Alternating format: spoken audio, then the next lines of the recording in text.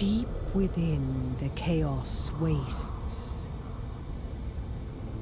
a monolith of marble extols the beauty and the terror of Dechala. The darkly radiant malice which none can withstand. Whatever and whomever she desires is hers to ruin and corrupt.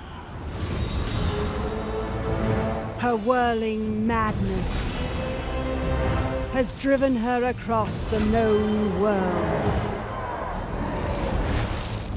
Her serpentine form strikes fear into the hearts of the dragons themselves.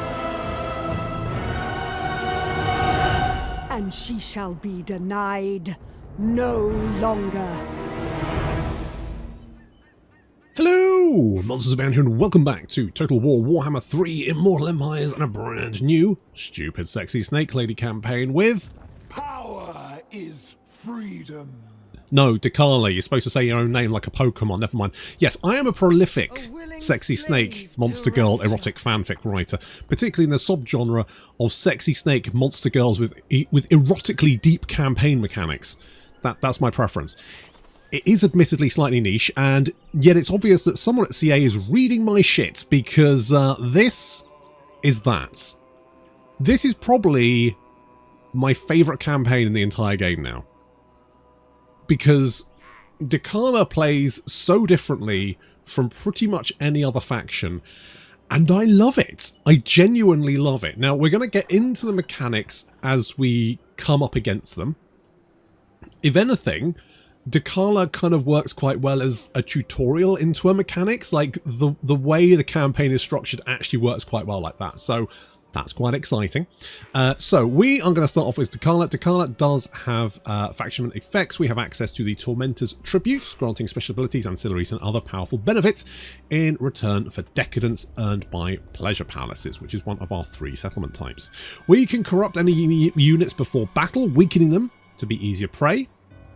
Kind of like the army seduction mechanic type thing, but rather than gaining the unit, it's cheaper, but it just debuffs them. We get experience gain for all characters. We get more physical resistance for devoted marauders, marauder horsemen, and hellstrider units.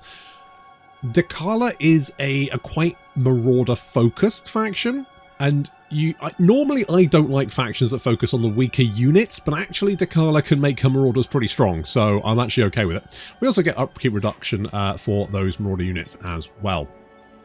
Dechala herself, The tormentors. literally what it says there. We can equip 1 additional weapon item. You've got 2 weapon slots, right? She can hold things in both hands, boys. And she also steals 10% of experience earned by other lords, so she can level them up quicker. We have post-battle chance of demanding a magical item in tribute. I'm not quite sure how that works, but I'm assuming it's just an increase in the chance to steal magical items. And weapon strength is increased for all non-demonic units. Very nice. She has a skill tree specific to her. You've got Praise of Slanesh, which is going to give you more campaign movement range, less corruption, and Wayfarer. You get Tainted Cup, which is going to give your marauders poison attacks. That's actual poison attacks, like they actually have a poison effect, which will, I believe, stack with normal poison as well, so that's quite fun. And also armor piercing. We've got Dagger Dance, which is going to give her another ability. She's already got 2 that sort of debuff her in some way and buff her in another one. And this is just going to add 1 onto that one. We've got Unyielding Assault, so we can never have a reduction in melee attack, and melee defense is increased.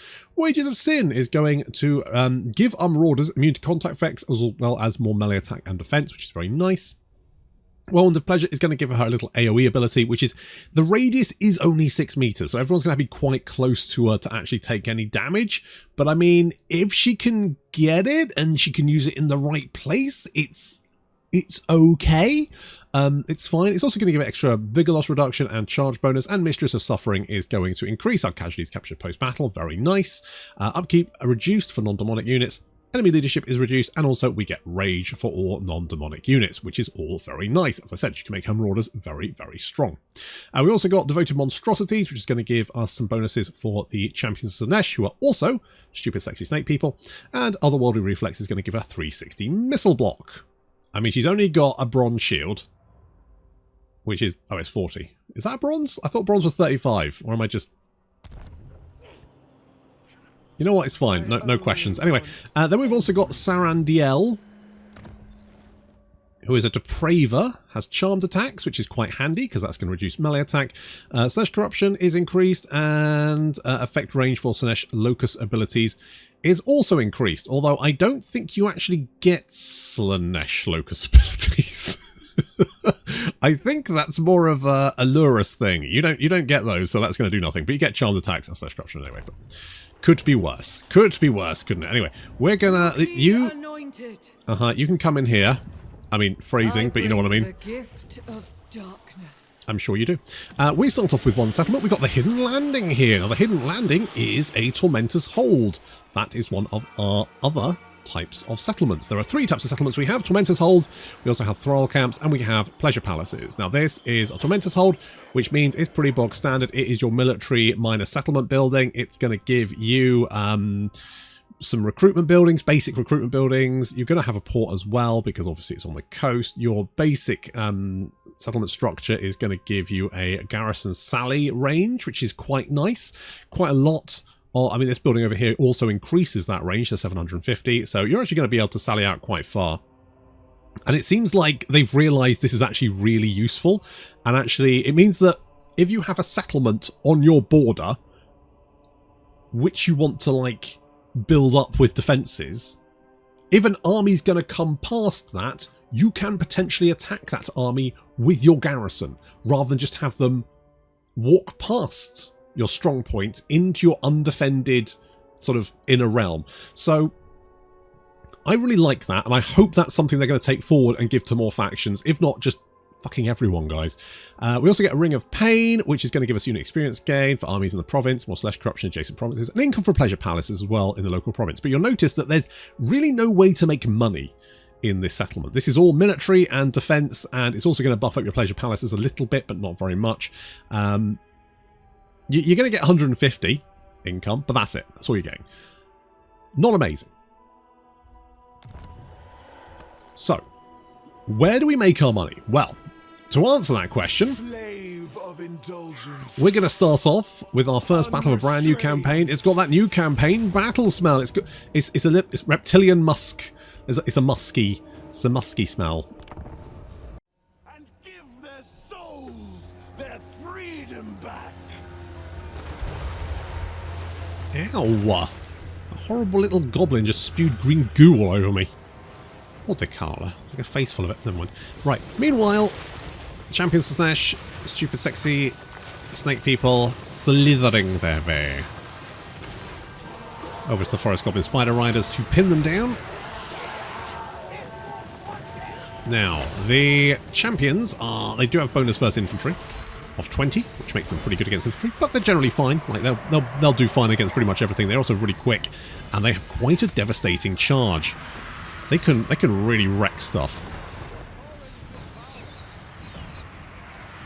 Pushing up with the Marauders. We have our normal Marauders. They just have a little spike for an arm, and then we've got the Spear Marauders. They've got a very big spike for their arm. That's how you know the difference. It's not the size of your spike. No, actually it is. It's entirely the size of your spike. Sorry. Not what you do with it. But we do have the Devotees of Slaanesh. These are crossbow infantry. Although, they don't have many shots. They don't really need them because they've got 36 melee attack. Well, that's debuffed. They've actually got 38. Plus 44 melee defense and 43 weapon strength with 10 bonus versus infantry. So they are pretty mean. Dechala, meanwhile, is murdering her way. That goblin. That cheeky little goblin. Slice and dice. So Dechala has a couple of abilities she can use. Praise the Slaanesh is going to give her more melee defense and missile block chance, but reduce her melee attack. And Dance of Destruction is going to increase her weapon strength, but reduce her melee defense. So we're using that one at the moment because obviously it doesn't matter what that goblin does. He's dead either way.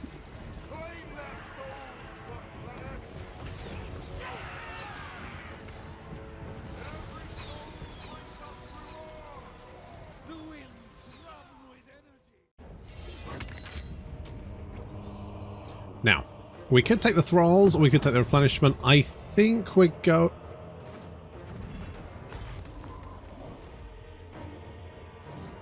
Yeah. Let love burgeon from despair. Oh, I love burgeoning love. Anyway, right, we are going to go... Dechala. Thank you. Yep, okay, good, yep, good. Right, we didn't take any damage apart from Dechala taking a couple of shots directly to the face from that goblin. He blew his horrible little green waddle over me. Horrible, vile. Let's get a dominating presence, because I think that might be handy. And then we're going to go in here. Now, I could auto-resolve this. Do I trust it? No. And love and life denied. Make them beg for respite.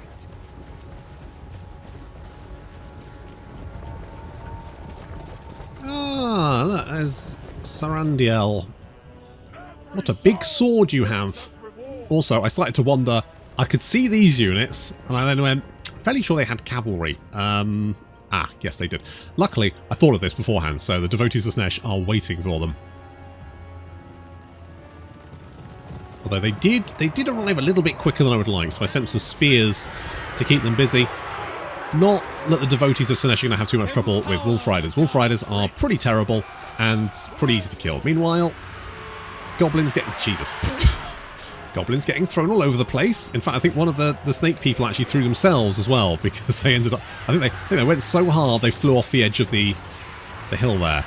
They're now having trouble sliding their way back up. Never mind. Goblins exploding into jam. Yes, that's the good stuff.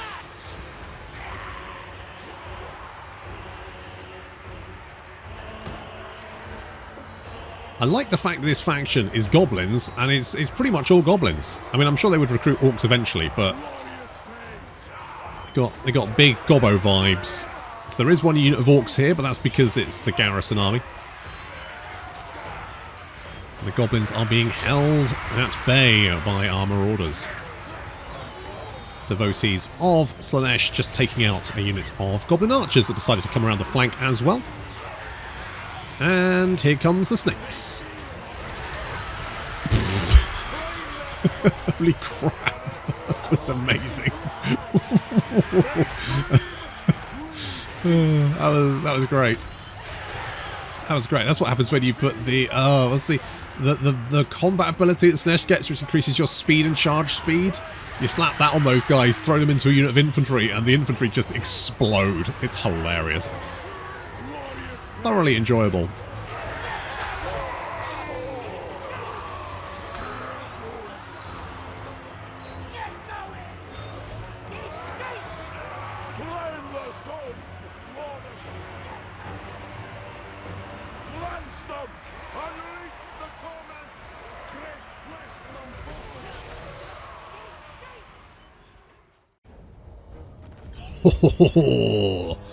Good stuff. Right, now we can build a Thrall camp. We have options here. We could build a Tormentor's Hold, or we could sack or raise. But no, we're going to do a Thrall camp. As you can see, there's a regional Thrall population here.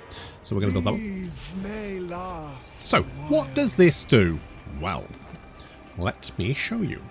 So, the Thrall camp is a special type of settlement that Dechala can construct. One of the three, the other being the Tormentor's Hold and the Pleasure Palace, which we'll get to in a minute. So the Thrall camp is effectively how you are going to milk the regional Thrall population into your global Thrall population. So how do you do that? Well, each settlement that you take will have a regional Thrall population. Now this is currently 1,000. I'm not 100% sure whether it's set, so every settlement will always have the same amount, or whether it's randomized. But this settlement particularly always has 1,000 from what I can tell. So 1,000 Thralls. Now, you'll notice that the Thrall Pens, your main settlement building, is actually going to add Thralls to the global pool at +20 a turn. It's also going to reduce the regional Thrall population by 20 per turn. It's also going to generate income as long as there is a Thrall remaining in the settlement. So that means that once this drops down to 0, you won't get these benefits. So you're going to get no more Thralls added to the global pool and no more income generated. But you do have other buildings here. Not very many. You've got your garrison building, You've got the Undercity building, obviously. You've got the toll. The toll is going to add thralls to the global pool, just generally, and if there are thralls in the settlement, it will add them to global pool and reduce them from the regional or the local population. You can upgrade that, and that's going to do 50 a turn. There's also a Surgeon's Rex, which will reduce the thrall depletion rate, give you growth and casualty replenishment rate in the region.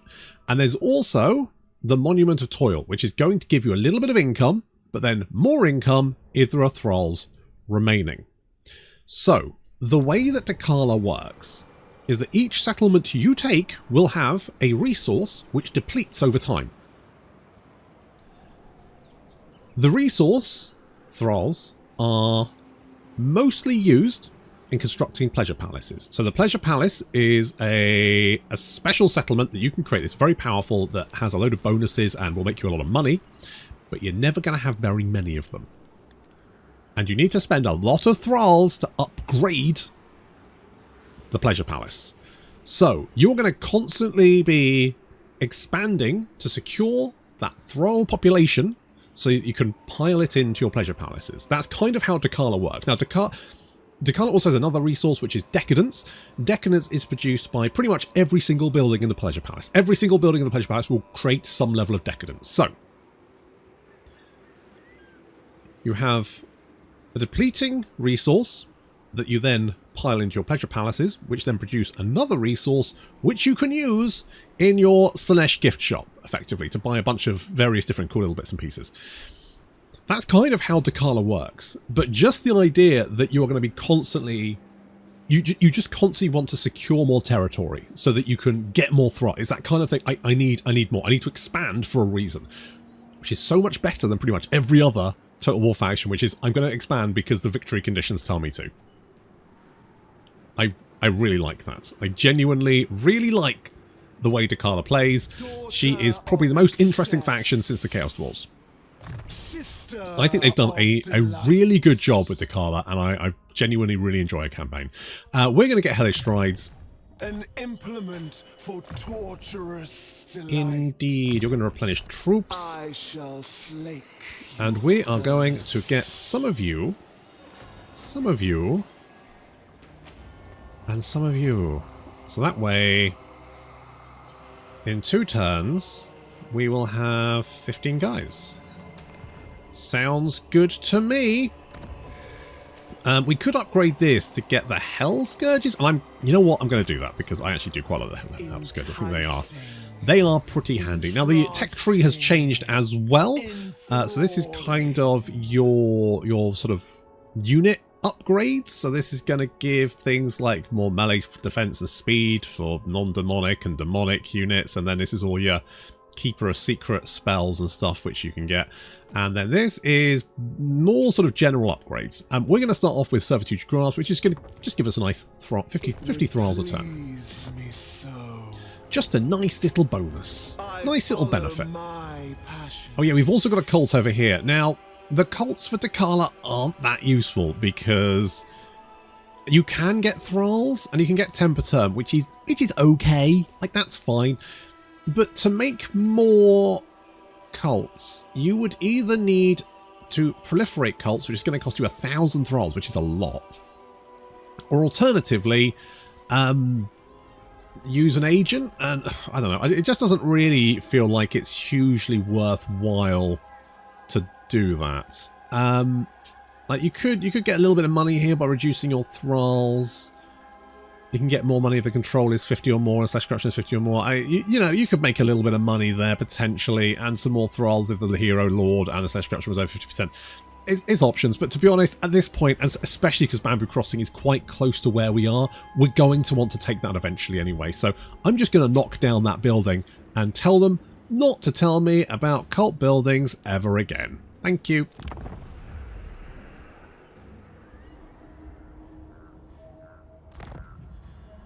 Oh yeah, that's looking a little bit better, isn't it? Now, we don't have anything to do. Nakai is over here somewhere. And he is potentially a problem. But he's also busy with other people, so we don't really have to worry about him. He'll wander off up north with any luck and not bother us. Our main threat is going to be Balthazar. But that's not to say that we can't deal with him.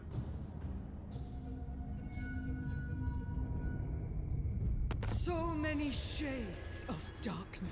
Excellent. So we've got enough guard. We can bring you down here. You are recruiting. Little mugger there. Long for me in Let's get some whippy boys. I'm fairly sure we can reach that. freedom. I hope we can reach that. Wait, how much did you move? Okay, yeah, you're just gonna Bow down. just get some whippy boys. That's all we can get at the moment. Need some whippy boys. Let's get Dance of Death for some extra melee attack and defense, which should be quite handy. And Nakai's wandered over there, which is very nice.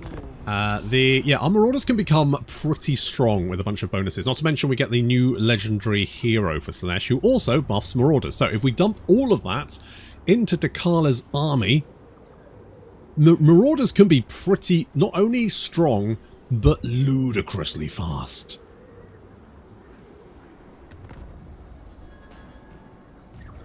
Ah, you managed to recruit quite a lot of stuff in one turn. How unexpected. I'm lying, that was pretty expected.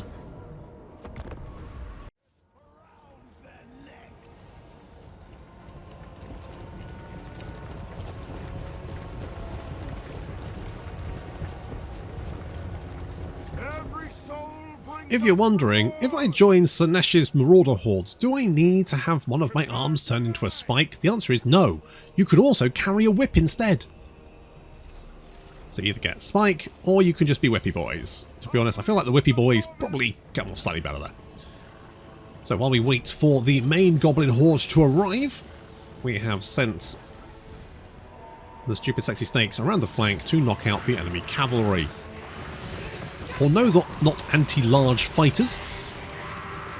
The champions, well, they're called champions for a reason. Probably because they got snake tails. But either way, that's fine. We've also got a horde of squigs heading this way, which we're going to intercept. Emphasis on this.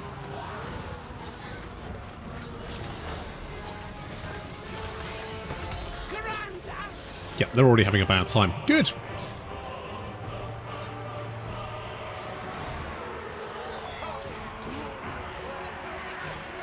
Now our army is predominantly Marauders at the moment, which means we've pretty much... we've only got one thing we can do, and that's throw Marauders at them. So we've managed to create a gap in the centre of their lines. We're now pushing Marauders through that to get some flanks on. Pushing the archers back, and we have the champions coming to assist.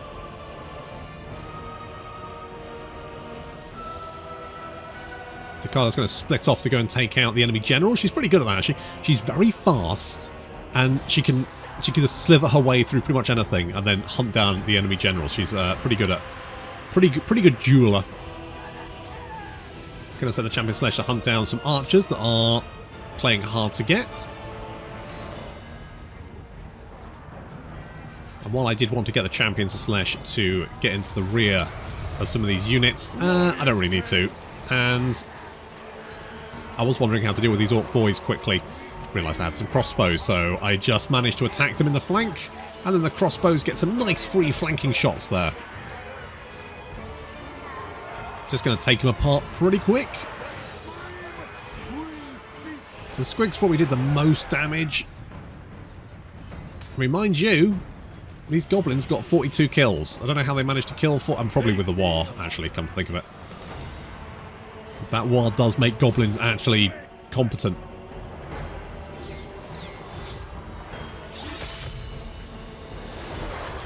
Squigs returning to the fight, but luckily the champions are right there to cut them down and cause them to flee again. There goes another war. But it feels like it's a little too late. Most of the Goblin Horde is on the run.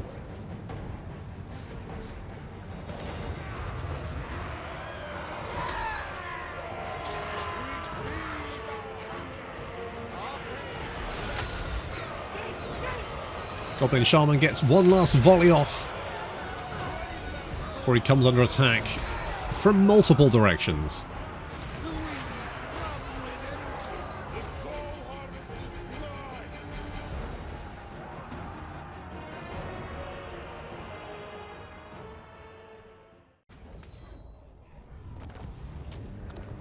Lovely, and another Thrall camp. You shall not. Num num num num num. Tasty Thralls.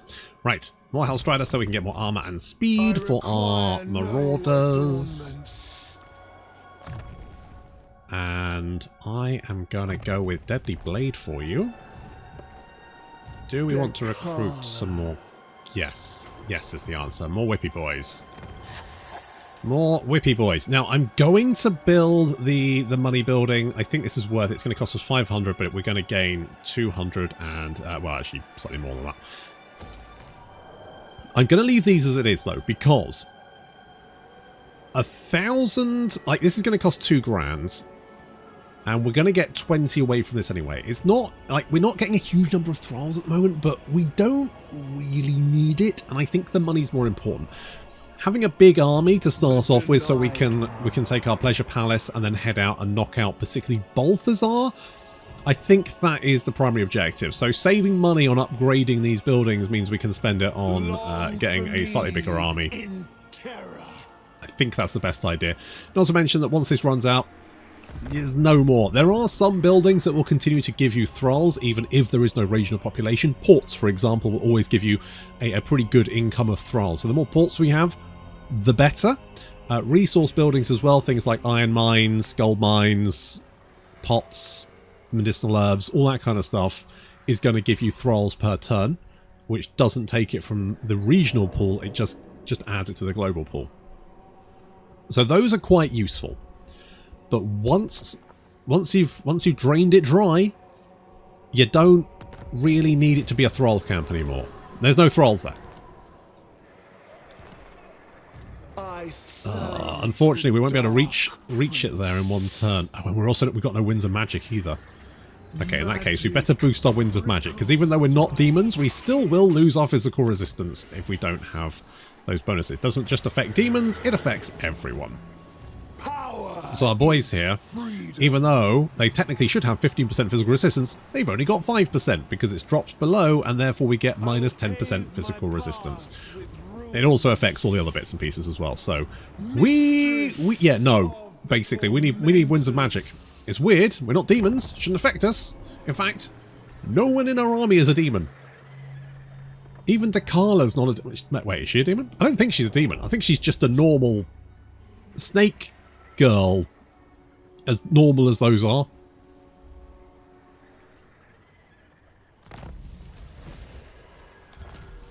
Obsidian Lodestone. Well, Obsidian Lodestone wouldn't be awful. The Potion of Farsight is pretty terrible. It only gives us range, and we're not a ranged unit. More physical replenishment, not physical, casualty replenishment, right? That would be good. Pyrrhic Victory. I'm going to take it anyway. And we are going to occupy as a Pleasure Palace. Lovely. So this is our Pleasure Palace. Dink, dink, dink, dink, dink. Good. So, Pleasure Palace. Pleasure Palace, you have a main... As you can see, this is going to give us decadence per turn. It's also going to give us... in fact, it gives us quite a lot of money. If we look at the max rank, that's going to give us 500 income a turn. Pretty nice. It's also going to have some extra bonuses there, which we can get from the Tormentor's Tributes. Those are upgrades that we can purchase. And pretty much every building is going to give us that decadence, and we also have some pretty powerful buildings here. So on top of the pretty nice 500 income from just the main settlement building, we can also get some military buildings. All these are going to increase decadence, and not to mention that these two, the basic military buildings, can get an upgrade which is going to give you units recruited in this province 6% melee attack and 6% melee defense, respectively. Pretty nice. Pretty much all of these buildings are going to give you decadence and access to all your higher level military units, as well as things like hero capacity for your heroes, casualties captured post-battle in the region. There's your garrison building, which is going to give you things like a giant chaos spawn, neatos, and stuff. Then you've also got this building here, which is your money building. It's going to give you 1,200 income at base level. Before you add any bonuses to that. It's also going to give you income for trade tariffs, capacity for cultists, blah, blah, blah, all that kind of good stuff. You've got a sort of another money building here as well, which is going to give you 400. And it's going to increase your Lord and Hero recruit rank by +10, which is friggin' amazing. Hero capacity for heroes, blah, blah, blah. You've also got, this building here, which is your Chaos Sorcerer building. Hero Action Success Chance +6%. All characters, yes, that stacks. Spell resistance, Winds of Magic Power Reserve capacity, all armies, all that kind of good stuff. The Palatial Wing, could be a ring, is going to give you upkeep reduction for faction leader's army, / corruption for faction leader, and weapon strength for faction leader. Yes, that stacks.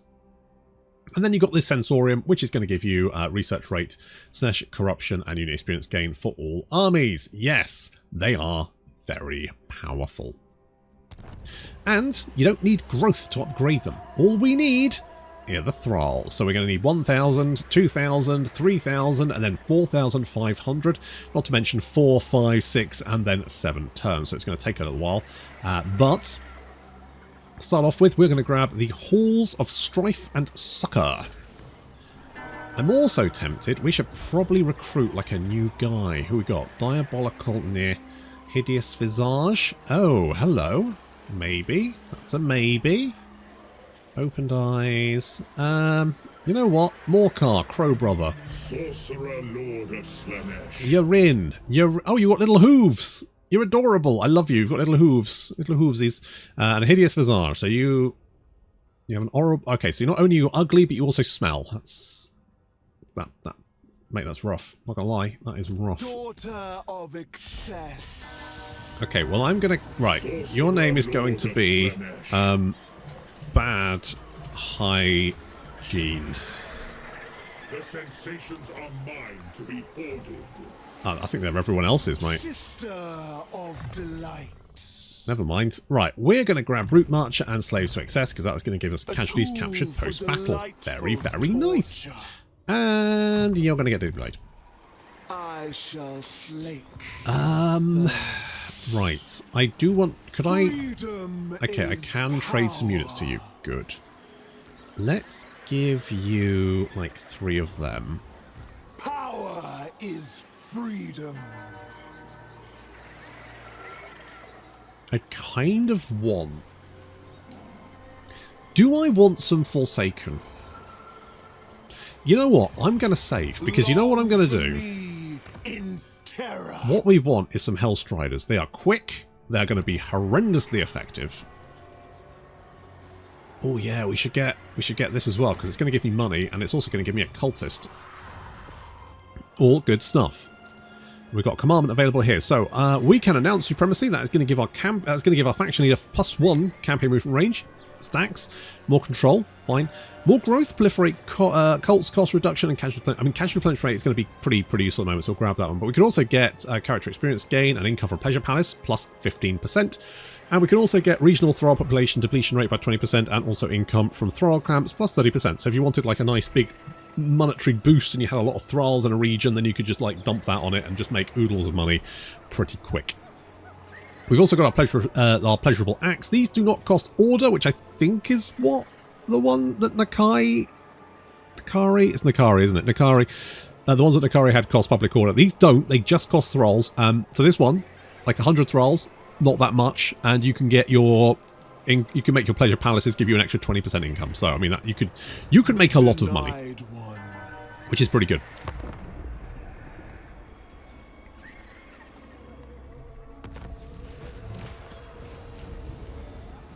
Yep, got the extra Thralls from that research, which is very good. And before we go anywhere else, we're going to grab some of these guys. Now, we're going to get 2 of them, but I am tempted to maybe I could get some, like, they would be quite good at dealing with enemy cavalry. Am I likely to come up against a huge... I don't think I'm going to come up against a huge amount of enemy cavalry.